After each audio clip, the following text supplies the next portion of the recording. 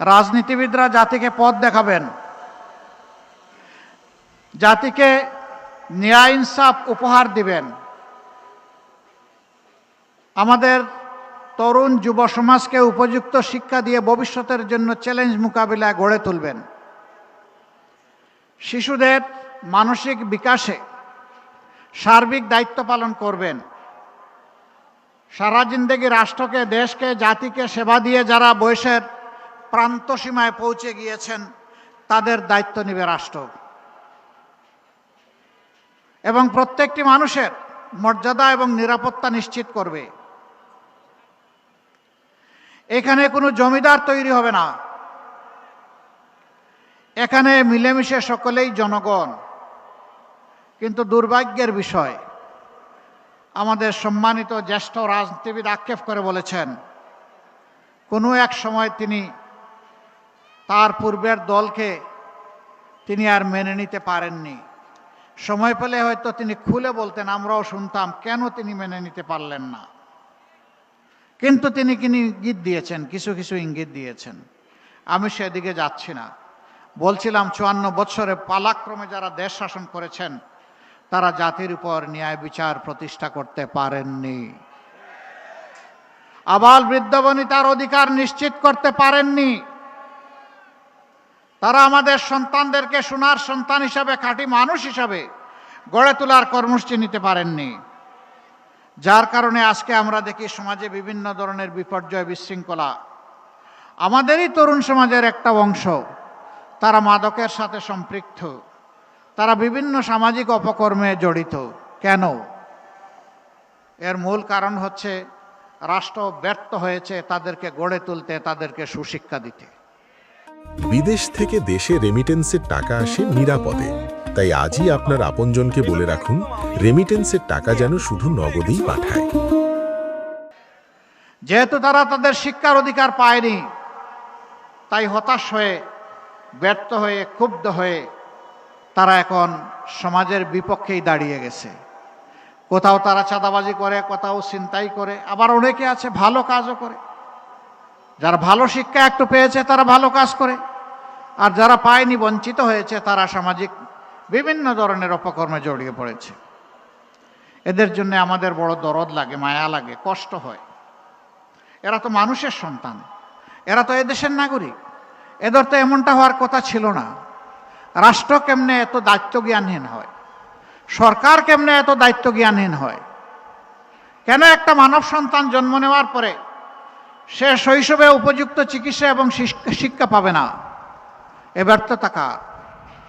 আমরা দেশবাসীকে আশ্বাস দিচ্ছি, ইনশাআল্লাহ তাআলা আজিম আমাদের 11 দলীয় ঐক্যজোট আল্লাহ তাআলার ইচ্ছায়, আল্লাহ তাআলার মেহেরবানি এবং সহযোগিতায়, সাহায্যে, আপনাদের ভালোবাসা, সমর্থন এবং ভোটে নির্বাচিত হয়ে সরকার গঠনের সুযোগ পেলে আমরা এই সামাজিক দায়িত্বগুলো পালন করব ইনশাআল্লাহ। সারা বাংলাদেশকে দল ধর্মের ঊর্ধ্বে উঠে ফুলের বাগান হিসাবে আমরা সাজানোর চেষ্টা করব ইনশাআল্লাহ। মানুষে মানুষে আর কোনো বিভক্তি, ভেদাভেদ আমরা আর দেখতে চাই না। আমরা দেখতে চাই আমরা সকলে মিলে আমাদের পরিচয়, আমরাই বাংলাদেশ। আমরা সেইভাবেই আমাদেরকে দেখতে চাই। কেউ যদি আমাকে জিজ্ঞেস করে তুমি কে, আমার জবাব হবে আমি একজন বাংলাদেশ। আপনাদেরকে প্রশ্ন করে আপনি কে, আপনি বলবেন আমার পরিচয় আমি একটা বাংলাদেশ। এই বাংলাদেশ একটা সামগ্রিকতার বাংলাদেশ, যেখানে ন্যায় ইনসাফ থাকবে, যেখানে মানুষে মানুষে ভেদাভেদ থাকবে না, যেখানে সুশিক্ষার প্রসার ঘটানো হবে, যেখানে সামাজিক নিরাপত্তা নিশ্চিত হবে, যেখানে মানুষ কর্মের অধিকার পাবে, যেখানকার মানুষ ইজ্জতের সাথে মাথা উঁচু করে বিশ্ব দরবারে দাঁড়াবে। আর বলবে না অমুক দেশ আমার বড় দাদা, অমুকটা আমার পিসির দেশ, অমুকটা আমার মাসির দেশ, বরঞ্চ জোর করে বলবে এটা আমার বাংলাদেশ। ভাই ও বোনেরা, 47 সালে আমরা প্রথমে স্বাধীনতার মুখ দেখেছিলাম না। এই অঙ্গীকার যারা আমাদেরকে দিয়েছিলেন লড়কে লেঙ্গে পাকিস্তানের স্লোগান দিয়ে, তারা তাদের দায়িত্ব সঠিকভাবে পালন করেন নাই, অনিবার্য হয়েছিল ৭১-এর মুক্তিযুদ্ধ। সেই মুক্তিযুদ্ধে বুক চিতিয়ে জীবন বাজি রেখে যারা লড়াই করেছিলেন, সামাজিক ন্যায় বিচার পাবো, সাম্য পাবো, এবং সেখানে সকল মানুষ আমরা মিলেমিশে উন্নয়নের অগ্রপথিক হয়ে রাস্তায় রাজপথে চলব, হয় নাই, পূরণ হয় নাই। রাজার ধর্ম করে সমস্ত কাঙ্গালের ধন চুরি। যারাই রাজা হয়েছেন আমাদের মতো ছোট ছোট মানুষগুলার ধন চুরি করে তারা ফুলে পেঁপে দৈর্ঘ্যে প্রস্থে সমান হয়ে গেছে। বিগত একটি সরকার বলেছিল আমরা বাংলাদেশকে উন্নয়নের মহাসড়কে উঠায় ফেলেছি। তারা বলেছিল বাংলাদেশ এখন উন্নয়নের রোল মডেল। তারা বলেছিল আমাদের দেশ হবে সিঙ্গাপুর এবং কানাডা। এগুলা তারা বলে নাই? না, ঠিকই তারা উন্নয়নের রোল মডেল করেছিলেন বিশ্বের কনসেপ্ট ধারণাকে পাল্টে দিয়ে। তারা রোডের বদলে কি ব্যবহার করতেন? আরো জুড়ে বলেন, কি ব্যবহার করতেন? বাঁশ। তারা সিমেন্টের সাথে কি যোগায় দিতেন? ছাই, শালি। এইভাবে একদিকে উন্নয়ন আর একদিকে দপাস। একটা মেয়ে ডিবেটে খুব চমৎকার করে তুলে এনেছিল। সে বলেছিল, কবি লিখেছিলেন, মাগো আমার সুলক বলা কাজলা দিদি কই, বাঁশবাগানের মাথার উপর চাঁদ উঠেছে বই। সে আক্ষেপ করে বলেছিল আজ যদি কবি বেঁচে থাকতেন তার কবিতা তিনি বদলায় ফেলতেন। তিনি বলতেন, মাগো আমার সুলক বলা কাজলা দিদি কই, ছাদের জায়গায় চাঁদ তো আসে, বাঁশগুলো সব কই। সেই বাঁশ তারা উজাড় করে ফেলেছিল। সেই সভ্যতা, সেই উন্নয়ন দেশবাসীকে তারা উপহার দিয়ে সিঙ্গাপুর এবং কানাডা বানিয়েছিল। আপনারা কি এখন সিঙ্গাপুরে আছেন না কানাডায় আছেন? বাংলাদেশে আছেন। তারা কিন্তু সিঙ্গাপুর এবং কানাডায় কেউ কেউ আছে।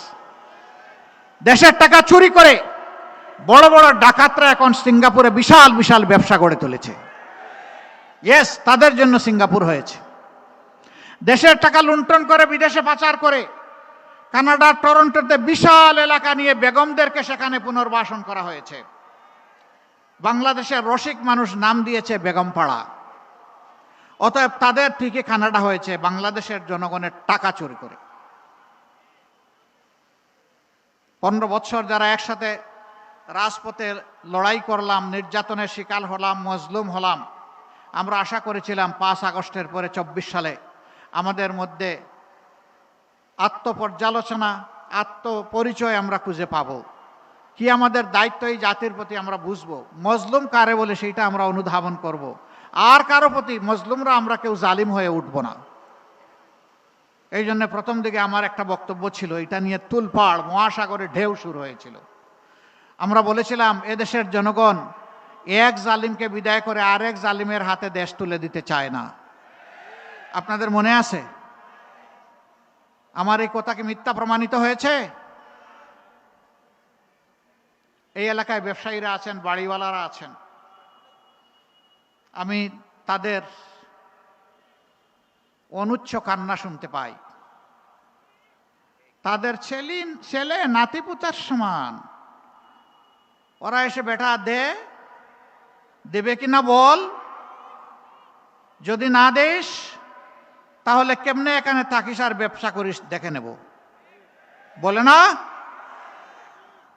আমরা এলাকার জনগণকে আশ্বস্ত করছি সারা বাংলাদেশের মতো, আপনারা আপনাদের ভালোবাসা দিয়ে, সমর্থন দিয়ে, দোয়া দিয়ে, ভোট দিয়ে আমাদেরকে একটু সুযোগ দেন।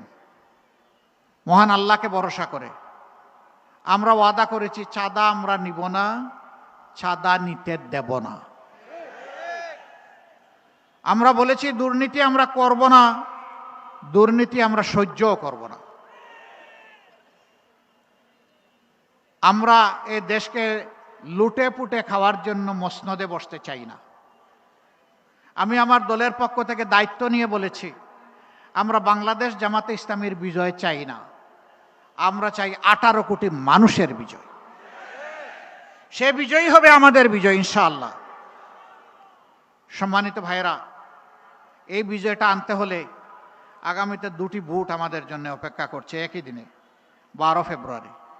এখন থেকে মাত্র 15 দিন 16 দিন সময় আমাদের হাতে। আমি বিশ্বাস করি এই দেশবাসী, এই মজলুম দেশবাসী, তারা ইতিমধ্যে সিদ্ধান্ত নিয়ে ফেলেছেন, তারা একই গর্তে আর পা ফেলবেন না। তারা হাতের যষ্টি লাঠিটি আর হারিয়ে যেতে দিবেন না। আগামী 12 তারিখ প্রথম ভোটটি হবে ইনশাল্লাহ আজাদির পক্ষে। হা মানে আজাদি, না মানে গুলামি। বলুন, গুলামি না আজাদি? গুলামি না আজাদি? অতএব 12 তারিখ প্রথম ভোটটি পড়বে ইনশাআল্লাহ হায়ের পক্ষে গণভোটে। আপনারা সবাই রাজি আছেন? সবাই রাজি? আলহামদুলিল্লাহ। এই কয়জন রাজি হইলে গণভোট পাশ করবে? প্রত্যেকটা মানুষের হা বুটে ভোট নিশ্চিত করার জন্য আজ থেকে আমরা যুদ্ধে নামবো ইনশাআল্লাহ। মানুষকে বুঝাবো, হা বিজয়ী হলে বাংলাদেশ বিজয়ী হবে, হা পরাজিত হলে বাংলাদেশ পরাজিত হয়ে যাবে। আমাদের সন্তানরা তারা বলেছে জীবন দিব, জুলাই দিব না। আরো বলছি, জুলাই শহীদেরা প্রয়োজনে জীবন দিব, তবুও তোমাদের সাথে দেওয়া কথা রক্ষা করব ইনশাআল্লাহ। জুলাই কারো হাতে তুলে দেব না। জুলাই 18 মানুষের, জুলাই কারো একার নয়। আমাকে মাফ করবেন, আমাদের রাষ্ট্রের বর্তমান দায়িত্বশীল দেশের বাইরে একটা গুরুত্বপূর্ণ দেশে গিয়ে একজনকে বলেছিলেন তিনি মাস্টার মাইন্ড। সর্বপ্রথম আমি মুখ খুলেছিলাম যে আমি এটা মানি না। একজনকে যদি মাস্টার মাইন্ড বলা হয়, বাকি সমস্ত শহীদদেরকে আন্ডারমাইন করা হয়। অতএব একক কোনো মাস্টার মাইন্ড এই যুদ্ধের ছিলেন না, 18 কোটি মানুষই মাস্টার মাইন্ড ছিলেন। আমরা আপনাদের কাছে ওয়াদাবদ্ধ, আর জুলুমের শাসন ফিরে আসুক আমরা তা চাই না। জুলুমের বিরুদ্ধে আমাদের লড়াই শুরু হয়েছে, শেষ হয়নি। এই জন্য এখনো যুবকদের স্লোগান আবু সাইদ মুগ্ধ, শেষ হয়নি যুদ্ধ। এই যুদ্ধ চলবে ইনশাআল্লাহ। বাংলাদেশের মানুষকে মুক্তির মঞ্জিলে না পৌঁছাতে পর্যন্ত আমাদের যুদ্ধ, আমাদের লড়াই থামবে না। সকল সভ্য দেশের সাথে আমাদের বন্ধুত্বপূর্ণ সম্পর্ক থাকবে, কিন্তু কারো চোখ রাঙ্গানি আমরা মেনে নেব না, কাউকে প্রভু মানব না। সবাইকে বন্ধু মানতে রাজি আছি, বুকে জড়িয়ে আলিঙ্গন করতে রাজি আছি। শর্ত একটা, এখানে অবশ্যই পারস্পরিক শ্রদ্ধাবোধ এবং সাম্য থাকতে হবে। আর এই জাতি কারো কাছে মাথা নত করবে না। আমরা সম্প্রতি কিছু উৎপাত দেখতে পাচ্ছি এখান থেকে ওখান থেকে। বাংলাদেশের মানুষ যখন মুক্তির সন্ধানে তাদের সিদ্ধান্ত নিতে যাচ্ছে, তখন আমাদের আভ্যন্তরীণ ব্যাপারে অনেকে প্রকাশ্যে হস্তক্ষেপ করছেন। আমরা তাদের প্রতি বিনয়ের সাথে শক্ত কণ্ঠে অনুরোধ জানাবো, মেহেরবানি করে আমাদের আভ্যন্তরীণ বিষয়ে আর নাক গলাতে আসবেন না। এতদিন নাক গলে যে তরল পদার্থ বের হয়েছে, মেহেরবানি করে টিস্যু দিয়ে এখন এটা সামলে নেন। আর নাক গলানো আমরা দেখতে চাই না। বাংলাদেশ মাথা উঁচু করে বিশ্বের দরবারে দাঁড়াবে ইনশাআল্লাহ। যুবক যুবতী, তরুণ তরুণী, আমরা তোমাদেরকে বেকার ভাতা দিব না, রাষ্ট্রের সম্পদ থাকলেও দিব না। কেন দিব না জানো? বেকার ভাতা এখানে বেকারের মহাসাগর তৈরি করবে। আমরা তোমাদেরকে অপমানিত করতে চাই না, আমরা তোমাদেরকে সম্মানিত করতে চাই।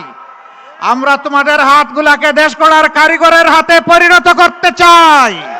প্রত্যেকটি হাতে আমরা কাজ তুলে দিতে চাই। আমাদের তরুণ তরুণী, যুবক যুবতীরা কারো কাছে দয়ার বেকার ভাতা চায় না।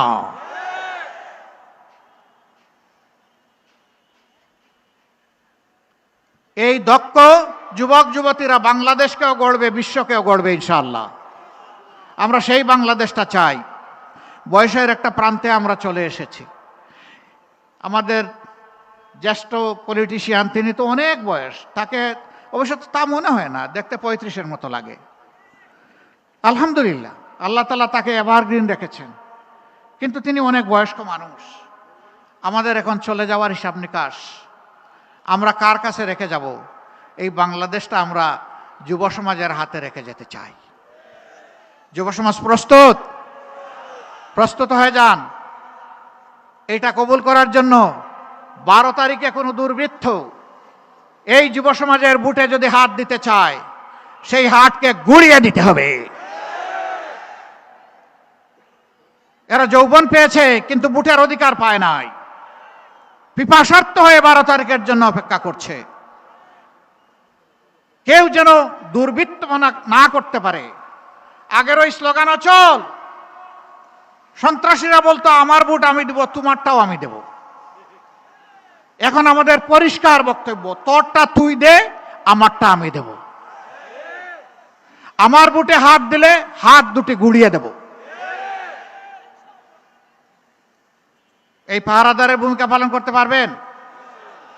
চুরের মনে পুলিশ পুলিশ আওয়াজ দেয় বড় বড়, কিন্তু ধমক খাইলে ওই সরু গলি দিয়ে পালায় যায়। কেউ যদি ওই রকম আসে, ওদেরকে তাড়িয়ে দেবেন। বেশি খেদমত করার দরকার নেই, শুধু তাড়াই দিলেই চলবে। তারা যেন কারো বুট নিয়ে কোনো ধরনের সামান্য কোনো সিনেমিনি খেলতে না পারে। এই এলাকার সমস্যার কথা বলেছেন আমার ভাই ডক্টর আব্দুল মান্নান। তিনি বলেছেন পুরান ঢাকা আধুনিকতার কোনো ছোঁয়া পায়নি। আমি আপনাদের সাথে একমত। ইংলিশে একটা ছোট্ট ফ্রেজ আছে, ওল্ড ইজ গোল্ড। আমরা পুরান ঢাকাকে সোনা বানাবো ইনশাআল্লাহ। আমরা সেই সম্মান পুরান ঢাকার প্রতি দেখাবো, ন্যায্যতার ভিত্তিতে। এটি তাদের অধিকার, এটি তাদের হক। এই পুরান ঢাকার গড়ে গড়ে ভাত খেয়ে অনেকে এমপি হয়েছেন, মন্ত্রী হয়েছেন, বড় আমলা হয়েছেন, যোদ্ধা হয়েছেন, অনেকে সেনাপতিও হয়েছেন, কিন্তু পুরান ঢাকার প্রতি যে কৃতজ্ঞতা আদায় করা ছিল দরকার, সেটা তারা করেন নাই। আমরা পুরান ঢাকার প্রতি সেই কৃতজ্ঞতা আদায় করার সুযোগ নেব ইনশাআল্লাহ। আপনারা দোয়া করবেন। আপনারা যে সমস্ত দাবি করেছেন এগুলা কোনো অন্যায্য আহামরি কোনো দাবি না, একেবারেই ন্যায্য দাবি।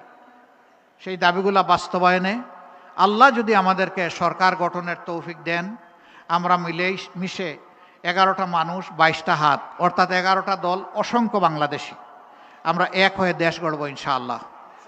আমরা সামনের দিকে এগিয়ে যাব, আর পিছনের দিকে পড়ে আমরা কামড়া কামড়ি করতে চাই না। পিছনের দিকে একটা প্রাণী দৌড়ায়, ওর নাম চিংড়ি মাছ। আমরা কি চিংড়ি মাছ নাকি যে পিছনের দিকে যাব?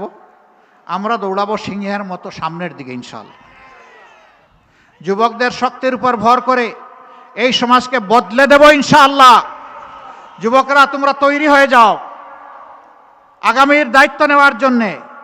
এবার দেখবেন আমাদের প্যানেল যুব নির্ভর প্যানেল, এই প্যানেলে বিপুল সংখ্যক যুবককে আমরা তুলে এনেছি।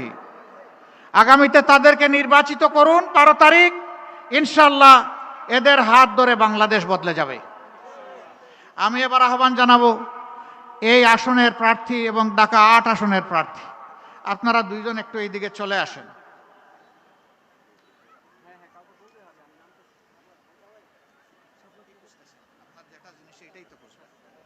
বিসমিল্লাহ।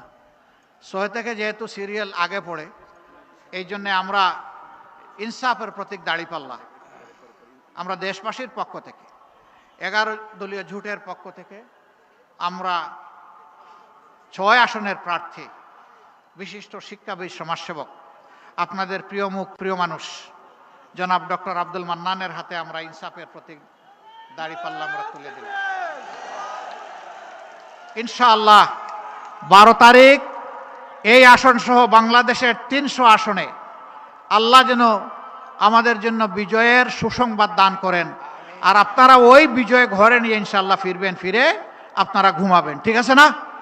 না ঘুমাইতে পারবেন না, বলবেন আরে এখন থেকে এত কষ্ট করব, সেদিন বিজয় হওয়ার পরে একটু ঘুমাইতে পারবো না? না, পারবেন না। ফাসাব্বিহ বিহামদি রাব্বিকা ওয়াস্তাগফির। যে আল্লাহ বিজয় দিবেন, 2 রাকাত নামাজ পড়ে 4টা সেজদায় পড়ে চোখের পানি দিয়ে সেই আল্লাহর কৃতজ্ঞতা আদায় করবেন ইনশাআল্লাহ। এই বিজয় ছিনিয়ে আনা পর্যন্ত লড়াই চলবে তো ইনশাআল্লাহ। আপনাদেরকে মোবারকবাদ। তারপরে আমাদের স্নেহের নাসির উদ্দিন পাটোয়ারি, এনসিপির মুখ্য সমন্বয়ক, ঢাকা 8 আসনে একটা ব্যাটেল গ্রাউন্ডে তাকে আমরা সেনাপতি হিসাবে ছেড়েছি। দোয়া করি আল্লাহ যেন তার জীবন তার ইজ্জতকে হেফাজত করেন। এ লড়াইয়ে, নির্বাচনী লড়াইয়ে সে যেন বিজয়ী হয়, তার হাতেও আমরা 11 দলের পক্ষ থেকে আজকে আমরা শাপলাকলি তুলে দিলাম। এই শাপলাকলি, ওখানে পাল্লা, ওখানে ছাতা, ওখানে দেয়ালগড়ি, ওখানে রিক্সা, ওখানে আর যত প্রতীক আছে আমাদের 11 দলের সকল প্রতীকের, নেজামে ইসলাম পার্টির বই, কিতাব যা আছে সবগুলাই শাপলাকলিতে আছে, সবগুলাই পাল্লাতে আছে। যে যেখানে আছেন আমরা তার জন্য জান প্রাণ দিয়ে কাজ করে বিজয় ছিনিয়ে আনবো ইনশাআল্লাহ। সবাই ভালো থাকবেন। সবাইকে অসংখ্য ধন্যবাদ, আপনাদের প্রতি গভীর কৃতজ্ঞতা। মা বোনদের জন্য একটা কথা বলেই শেষ করতে চাই, আমরা আপনাদের জন্য গর্বের বাংলাদেশ গড়ব ইনশাআল্লাহ। আপনারা তখন মাথা উঁচু করে বলবেন, আমি একজন গর্বিত বাংলাদেশী। আমাদের জীবনের চাইতে মায়েদের ইজ্জতের মূল্য আমাদের কাছে বেশি। আমরা গৃহে, চলাচলে, কর্মস্থলে, সর্বত্র আমরা আমাদের মায়েদেরকে উচ্চকিত করব। আমি একটি আক্ষেপের কথা বলেই বিদায় নিচ্ছি। একটা দল শুনলাম ইদানিং বলছেন তাদের হাতে দেশ আসলে তারা নাকি দুর্নীতি নিয়ন্ত্রণ করবেন। যাদের সংসদ সদস্য 39 জন গুরুতর ঋণ খেলাপি, কায়দা করে তাদেরকে বানানো হয়েছে ক্যান্ডিডেট, তারা বাংলাদেশের মানুষকে দুর্নীতিমুক্ত করবেন। আল্লাহ হাফিজ। বাংলাদেশ জিন্দাবাদ। 11 দলীয় নির্বাচনী ঐক্য জিন্দাবাদ। আসসালামু আলাইকুম ওয়া রাহমাতুল্লাহ।